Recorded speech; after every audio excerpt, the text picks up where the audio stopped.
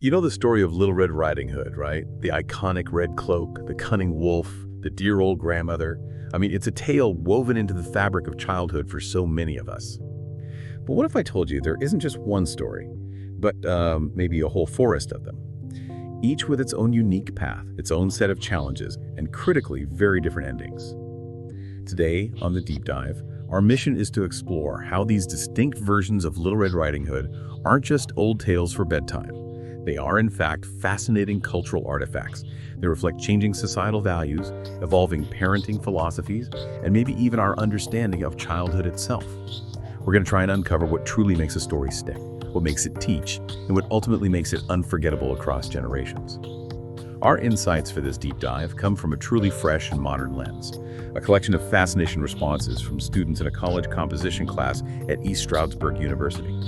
They recently discussed their preferences and the reasons behind them for choosing between four distinct versions of the tale. And this was super recent, just Tuesday, September 16, 2025. So this gives us a really contemporary perspective on these age-old narratives. Okay, let's unpack this and see what these different takes on a classic tale can tell us about ourselves, our fears, and our hopes. It's a remarkable opportunity, isn't it, to see a story's core narrative, its DNA, if you will, being adapted and reinterpreted across centuries and cultures. The students' choices aren't just arbitrary preferences. They actually reveal a great deal about our current cultural climate and what we prioritize in narratives, especially for younger audiences. It really shows us how stories are living, breathing things, constantly evolving with us. I couldn't agree more. And to kick us off, we're diving straight into the overwhelming student favorite. And this one, it genuinely surprised me. It wasn't a centuries-old literary classic that took the top spot. No, it was the Bugs Bunny Looney Tunes version. This one was the runaway majority preference. So what do you think makes a cartoon adaptation like that so incredibly compelling to these students, especially when you stack it against much older, maybe more revered texts? Yeah, it's fascinating, isn't it?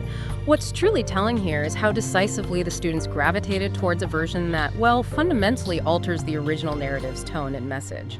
Their core reasons point to a profound desire for a kid-friendly experience, one that actively sidesteps the traditional elements of fear, violence, and heavy-handed consequences. Students specifically highlighted its non-scary nature. They really emphasized how it avoids death, overt violence, and any sort of unsettling sexual undertones that you sometimes find in earlier versions of the tale.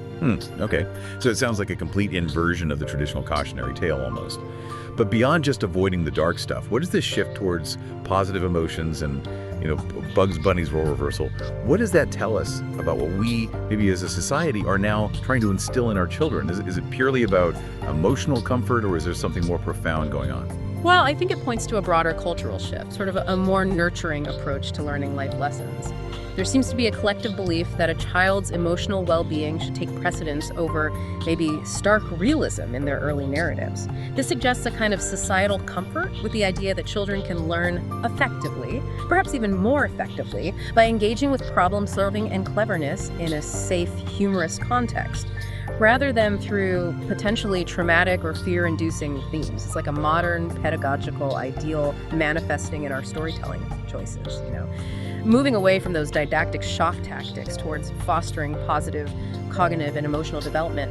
One student captured this perfectly, saying, "I wouldn't want my kids to understand such dark meanings at a young age." It's Right. quite direct. And the humor, the entertainment value, that seemed paramount too, didn't it?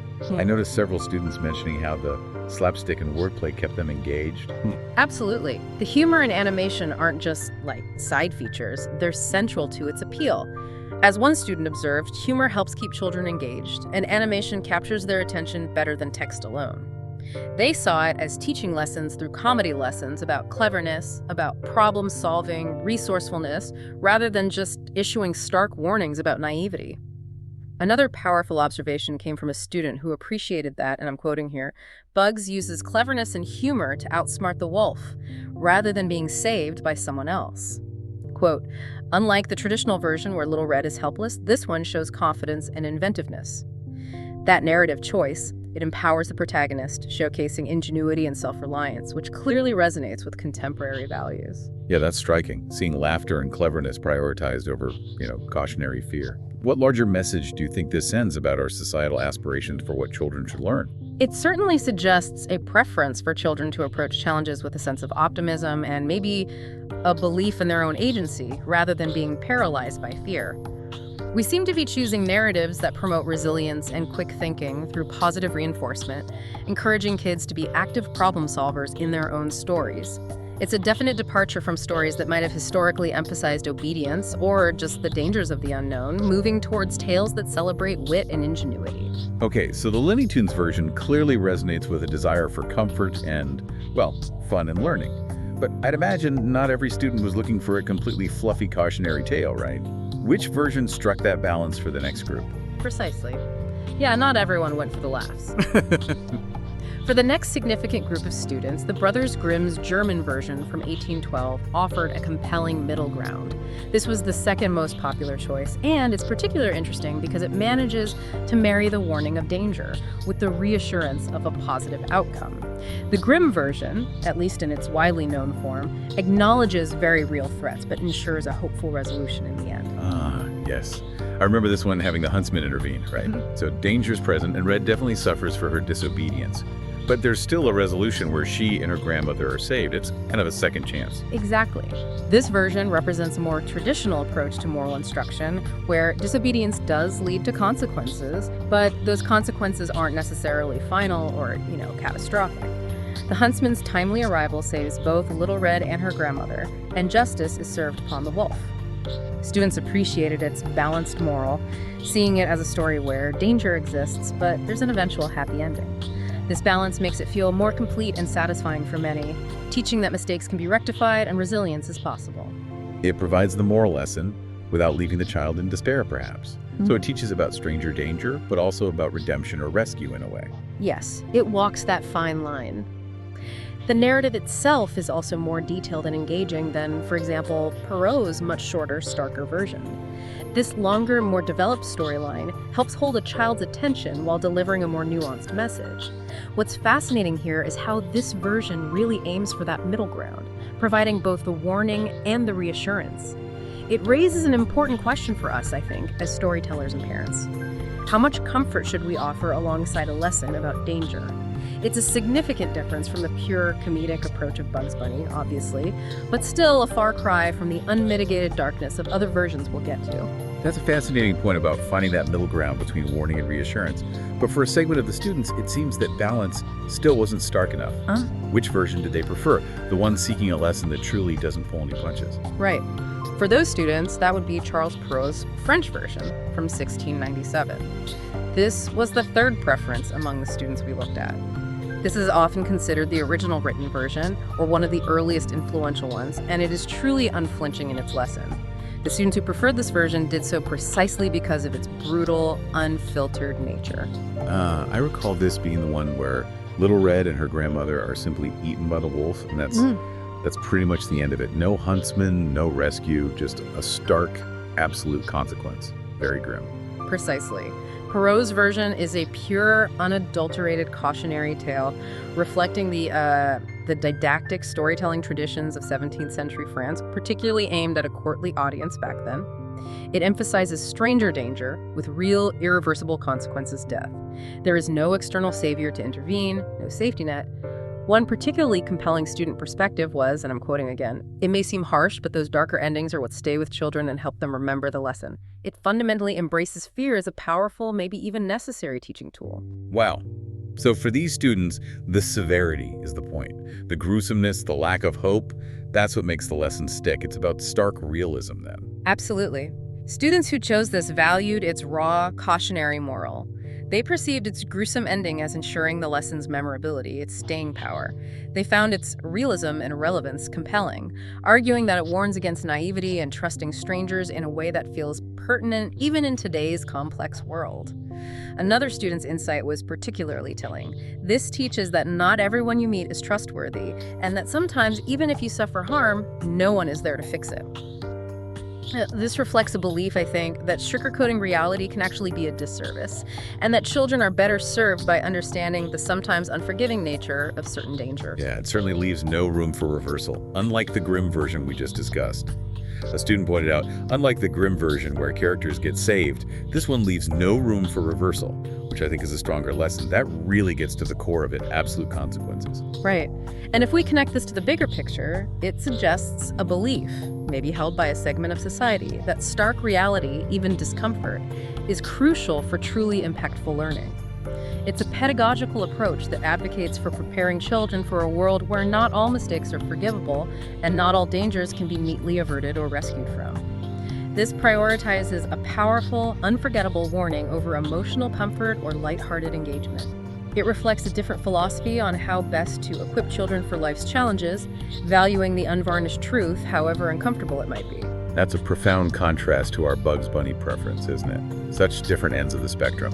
And now, for our final version, we have James Thurber's satirical take from the 1920s. Short, snappy, and quite different from the rest. This one was the least preferred overall, but it held a unique, almost refreshing appeal for a few students. What was going on there?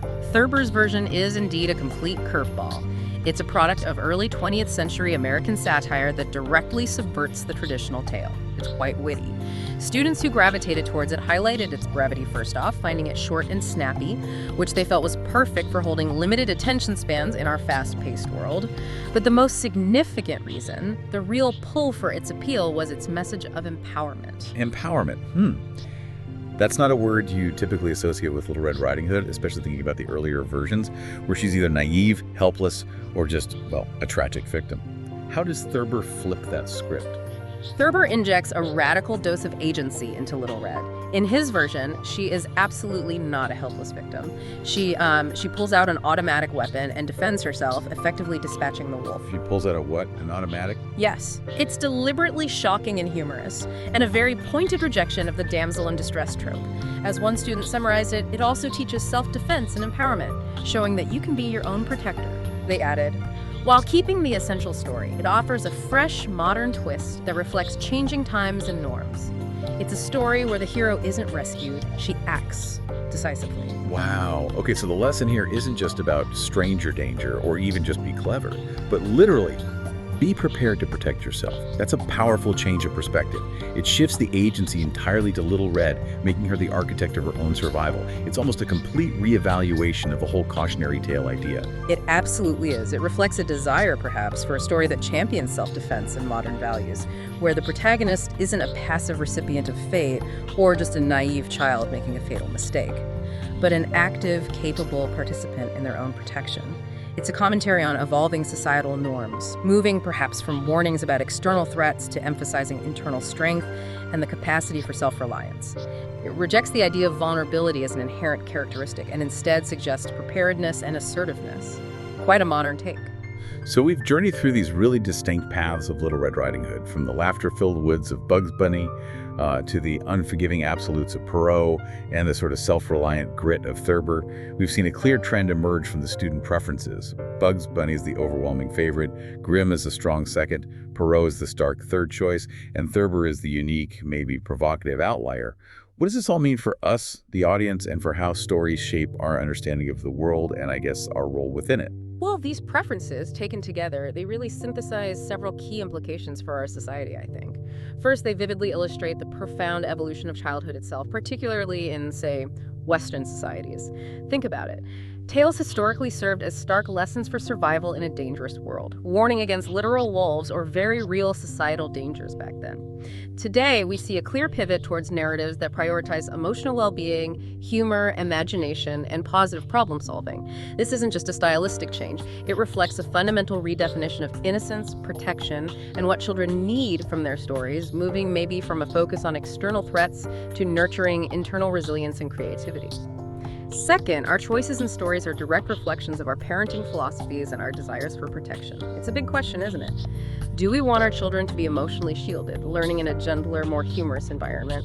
Or do we believe they need to be prepared for a harsh, unpredictable world, even if that means confronting discomfort or fear in narratives? This negotiation between comfort and reality is playing out in every story we choose for our children, and these student preferences highlight where many seem to stand on that spectrum today. It's constant negotiation, isn't it? And it also underscores the immense power of narrative itself, how adaptable it is. Absolutely. The enduring power of these classic tales lies precisely in their adaptability.